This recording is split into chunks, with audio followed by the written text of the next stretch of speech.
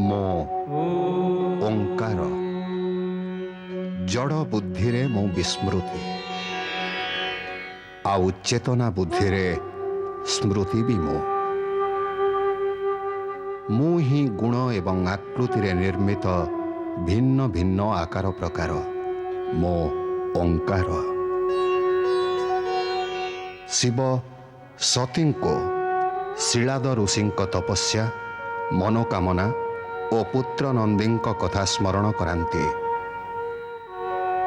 सुयसा भी भविष्यतवाणी अनुसार नंदी को पति स्वीकार करिवार हट्ट करी बसंती। नारद सुयसांक सपक्षरे शिव सती एवं नंदी सम्मुखरे स्थिति स्पष्ट करी नंदी एवं सुयसांक विवाह संपन्न करई दियंती। ओम नमः शिवाय। ओम नमः शिवाय। ओम नमः शिवाय।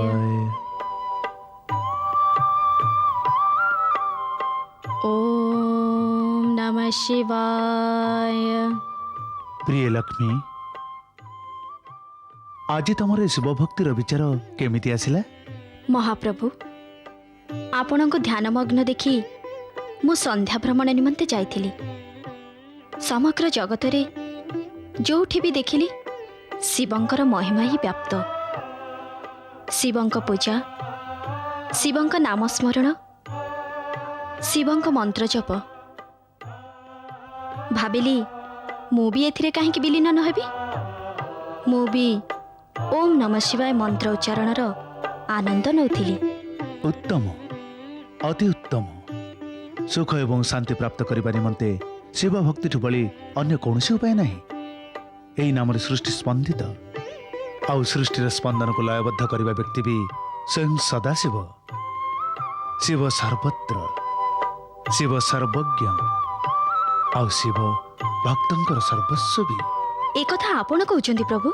आपण जी जगदीश्वर विश्वर पालन करता। मु जगदीश्वर एवं सृष्टिर पालन करता अवश्य, किंतु सदाशिव इच्छा अनुसार ही मु निज कर्तव्य पालन करुची। मु एवं ब्रह्मा उभय तांक कामनार फल। ये शाश्वत सत्य जे सदाशिव ही सृष्टिर सृजनकारी, पालक एवं संहारक। जो भली भाव शिवों इच्छा ही समुद्र मंथन है, तुमर उत्पत्ति है, आउ तुमे मते पति रूप प्राप्त कर पारिल। जनगण को धन वैभवर प्राप्ति तमरी कृपार ही हम। ठीक सेमिति कौन भी भक्त मोर आराधना करी शिवों स्तुति न करे, ताकू मो कृपा एवं आशीर्वाद केबे भी प्राप्त हबनी। आपणक श्रीमुख कमलरू शिव महिमा शुणी मो जीवन धन्य होगला। मु सर्वदा पत्नी धर्मर पालन करी, आपणक नाम स्मरण करी, जेमिति आपणक परम भक्त नारद करती। नारायण नारायण नारायण नारायण। प्रणाम परम पिता, आपण मते स्मरण कले? हाँ नारद, एइथिपाई जे मोरे मानस पुत्र मो आदेश कार्य को नाग आ प्रकाश बड़ी त्वरित गति करिथाए।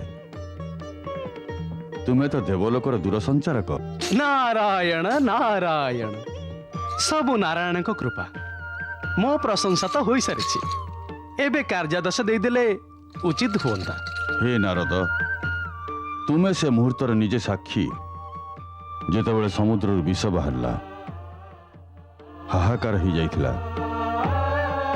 विष प्रभाव समग्र सृष्टि को रक्षा करने निमंते करुणा सागर शिव गरल पान करी नीलकंठ बोलेले। भगवान शिव तो भक्त वत्सल। से केवल निज भक्त नुहे, प्रत्येक व्यक्ति को, समस्त जीवित प्राणी को विषर कुप्रभाव रक्षा करने निमंते गरल पान करथिले। जदि से पान करि न थांते तेबे आज सृष्टिर अस्तित्व ही न थांता परम पिता। ये तो सत्य, किंतु सदाशिवंकर गरल पान पूर्व ही ଯଥେଷ୍ଟ ବିଷୟ ବାତାବରଣରେ ମିଶି ଯାଇଥିଲା। ପ୍ରଦୂଷଣର ଅନିଷ୍ଟକାରୀ ପ୍ରଭାବରେ ସୃଷ୍ଟିର ପ୍ରତ୍ୟେକ ସ୍ଥାନରେ କ୍ଷତି ଘଟୁଛି। ପ୍ରକୃତି ଆଉ ଜୀବଙ୍କ ସୁରକ୍ଷା ଦୃଷ୍ଟିକୋଣରୁ ଏ ପ୍ରଦୂଷଣର ମୂଳପୋଛ ଅତ୍ୟନ୍ତ ଆବଶ୍ୟକ। ଏ କଥା ଭାବି ମୁଁ ଏକ ମହାନ ଯଜ୍ଞର ଆୟୋଜନ ନିଶ୍ଚିତ କରିଛି। ପରମ ପିତା, এই ଯଜ୍ଞ କେଉଁଠି ସମ୍ପନ୍ନ ହେବ? ଏ ଯଜ୍ଞ ପ୍ରୟାଗର ପବିତ୍ର ଭୂମିରେ ହେବ। ଏଥିରେ ଭାଗ ନେବା ନିମନ୍ତେ ସମସ୍ତ ଦେବୀ ଦେବତା ଋଷିମୁନିଙ୍କୁ ନିମନ୍ତ୍ରଣ କରିବାର ମୋର ଅଭିଳାଷ ଅଛି। ଆଉ ନିମନ୍ତ୍ରଣ କରିବାର ପ୍ରମୁଖ ଦାୟିତ୍ୱ ମୁଁ ତମକୁ ଦଉଛି।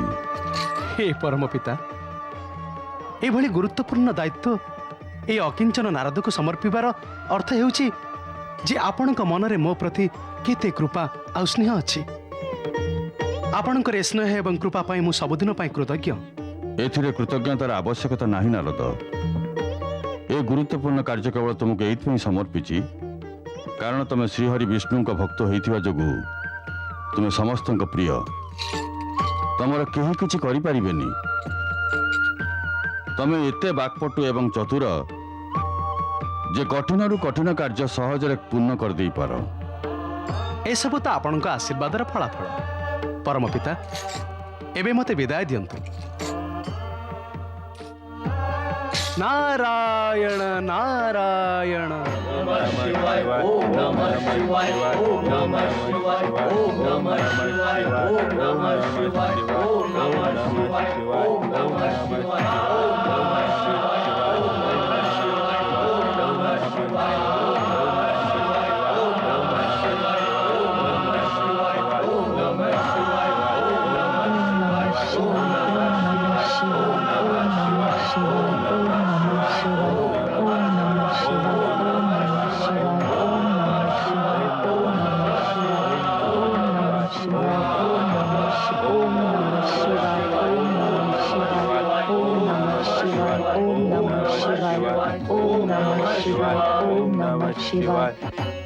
देवी सती, आज तुम एठाकू आसी शिवगण नेतृत्व तो नेलनी?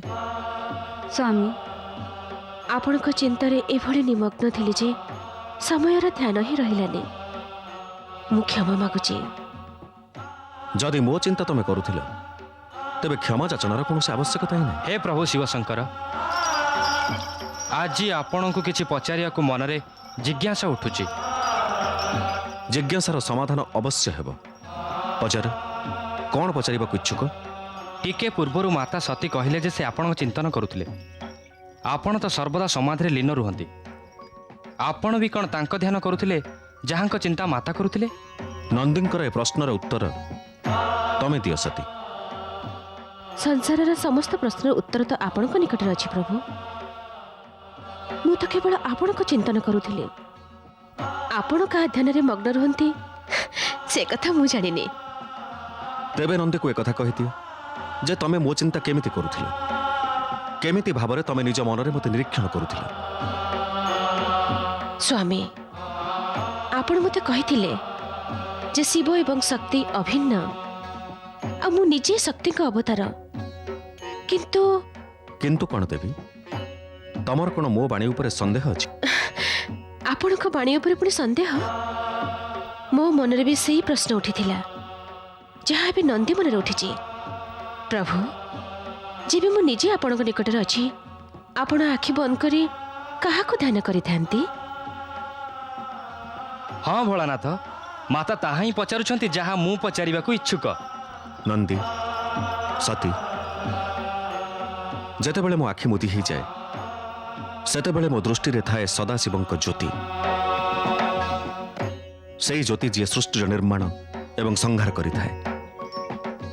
एही ज्योति शिवज्योति नामरे मध्य विख्यात आउ ब्रह्मज्योति नामरे मध्य प्रसिद्ध।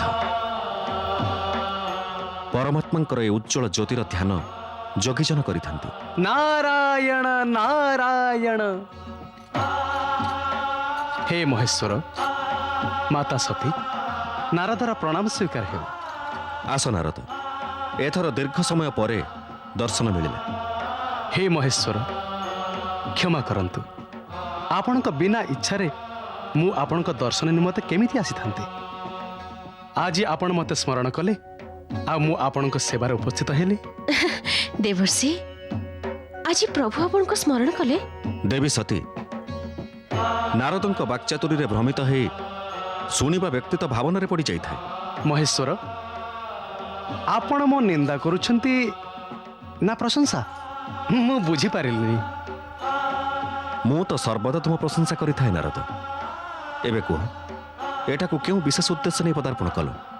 ମହେଶ୍ୱର, এই ମୁହୂର୍ତ୍ତରେ ତ ମୁଁ ପରମ ପିତା ବ୍ରହ୍ମଦେବଙ୍କ ଦୂତ ହିଁ ଆସିଛି। ନାରାୟଣ ନାରାୟଣ। ବ୍ରହ୍ମଦେବଙ୍କ ଦୂତ? ହଁ ମାତା, ପରମ ପିତା ବ୍ରହ୍ମଦେବ ନିଷ୍ପତ୍ତି ନେଇଛନ୍ତି ଯେ ସମୁଦ୍ର ମନ୍ଥନରୁ ହେଇଥିବା ପ୍ରଦୂଷଣର ମୁକ୍ତି ନିମନ୍ତେ ଏକ ମହାନ ଯଜ୍ଞର ଆୟୋଜନ ହେବ। ବ୍ରହ୍ମଦେବଙ୍କର ଅତି ଉତ୍ତମ ବିଚାର ଇଏ। କେଉଁଠି ହେବାକୁ ଯାଉଛି ଏ ମହାଯଜ୍ଞ? ପ୍ରୟାଗର ଧର୍ମଭୂମିରେ ପରମ ପିତା ବ୍ରହ୍ମଦେବ ଯଜ୍ଞ ନିମନ୍ତେ ଆପଣଙ୍କୁ ସାଦର ନିମନ୍ତ୍ରଣ କରିଛନ୍ତି।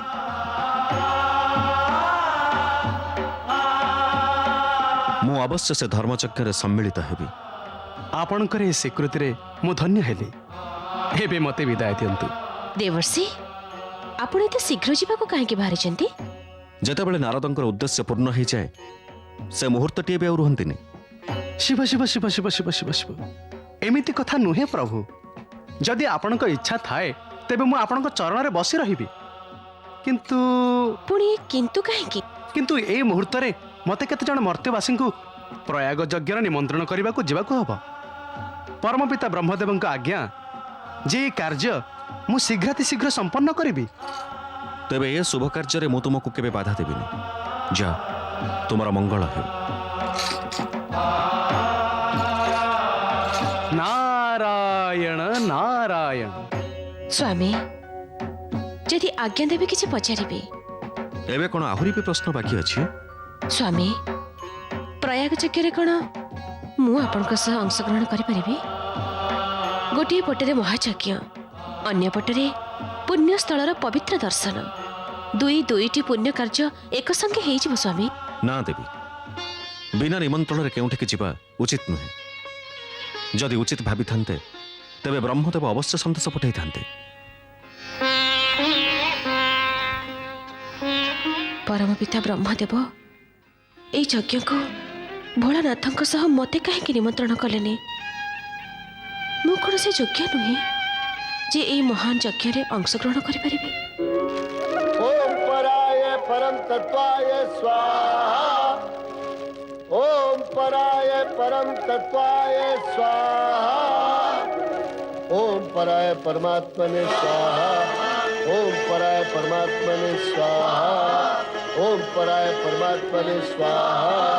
ओम पराय परमात्मने स्वाहा।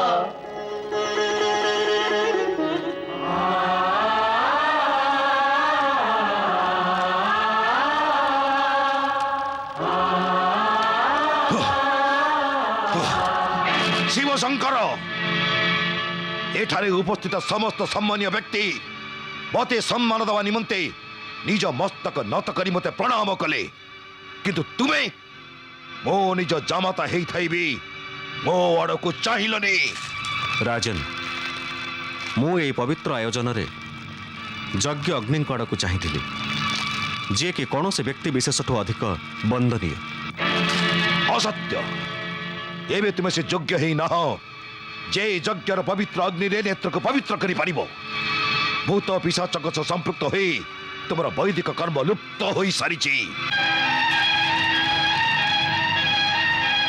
एबे तुमे केवल शास्त्र विधिर अवमानना आउ नीति धर्म को कलंकित करबा भली पातकी दुष्ट एवं पापाचारी पुरुष हेई रहिछ। ओ दक्ष प्रजापति अभिशाप दौछि जे श्मशान रे वास करिबा व्यक्ति उत्तम कुल एवं जन्मरु नीच ए शिव शंकर को ए यज्ञ बहिष्कार करा जाऊ। आउ देवता को समर्पित यज्ञ कौनसी भाग दिया न जाऊ। अरे महामूर्ख मंदबुद्धि दक्ष, तू भगवान भोलानाथ को यज्ञ बहिष्कार करदेलु, जहां का स्मरण द्वारा यज्ञ सफल हो जाए आउ समस्त तीर्थ पवित्र हो जाए। रे अधर्मी नीच ब्राह्मण, तू यांकर अपमान करिचु जे सृष्टिर रचयिता, जे पालन करता आउ दिने ए सृष्टिर संहार करता भी हेबे। हे शिवगण, तुम्हें समस्ते यज्ञ छाड़ी चली जाओ। तुम्हें माने समस्ते नीच अपातकी, शिर रे जटा ଶରୀରରେ ଭସ୍ମ ଆଉ ହାଡ଼ର ଆଭୂଷଣ ପିନ୍ଧିବାରେ ଅଭ୍ୟସ୍ତ। ତୁମେ ମଦ୍ୟପାନରେ ଆସକ୍ତ ହୁଅ, ଏ ମୋର ଅଭିଶାପ। ଅଭିଶାପ। ଏ ମୂର୍ଖ ଦକ୍ଷ, ତୋର ଶିବ ତତ୍ଵର ଟିକେ ବି ଜ୍ଞାନ ନାହିଁ। ତୋ ଭଳି ଅହଙ୍କାରୀ ହିଁ ମହେଶ୍ୱରଙ୍କୁ ଅପମାନ କରିଛି। ସେଥିପାଇଁ ମୁଁ ଶିବ ଦେବତାଙ୍କ ପ୍ରଭାବରୁ ତୋତେ ଅଭିଶାପ ଦେଉଛି ଯେ ତୋ ଭଳି ବ୍ରାହ୍ମଣ ବେଦ ଜ୍ଞାନରୁ ବଞ୍ଚିତ ହେଇଯାଉ। ତୁ ତତ୍ଵ ଜ୍ଞାନରୁ ବିମୁଖ ହେଇଯିବୁ, ଆଉ ତୋ ମୁଖ ପଶୁ ସମାନ ହେଇଯିବ। ନନ୍ଦୀ, ତମେ ଏମିତି କ୍ରୋଧିତ ହେବା ଉଚିତ ନୁହେଁ। ତମେ ବୃଥାଟାରେ ବ୍ରାହ୍ମଣ କୂଳକୁ ଅଭିଶାପ ଦେଇଦେଲ। ଯେଉଁ ପର୍ଯ୍ୟନ୍ତ ମୋ ପ୍ରଶ୍ନ ଜଡ଼ିତ, ମୋତେ ତ କୌଣସି ପ୍ରକାରର ବି ଅଭିଶାପ ଛୁଇଁ ହିଁ ପାରିବନି। ତମେ ତ ଜ୍ଞାନୀ ନନ୍ଦୀ। ସନକାଦି ମୁନିଙ୍କୁ ତ ତତ୍ତ୍ୱଜ୍ଞାନର ଉପଦେଶ ତୁମେ ହିଁ ଦେଇଥିଲ ନା। ଅତଃ ଏବେ ଶାନ୍ତ ହେଇଯାଅ, ଆଉ ନିଶ୍ଚିନ୍ତ ବି ତୁମ ଆରାଧ୍ୟର କେହି କିଛି ବି କରିପାରିବେନି। ମୋ ହିଁ ଯଜ୍ଞ, ମୋ ହିଁ ଯଜ୍ଞ କର୍ମ, ଯଜ୍ଞର ଅଙ୍ଗଭୂତ ଉପକରଣ ମୁଁ, ଯଜ୍ଞର ଆତ୍ମା ମଧ୍ୟ ମୁଁ। ଯଜ୍ଞପରାୟଣ ଯଜମାନ ଆଉ ଯଜ୍ଞରୁ ବହିଷ୍କୃତ ବି ମୁଁ। ଚାଲ ଆମେ କୈଳାସ ଫେରିଯିବା।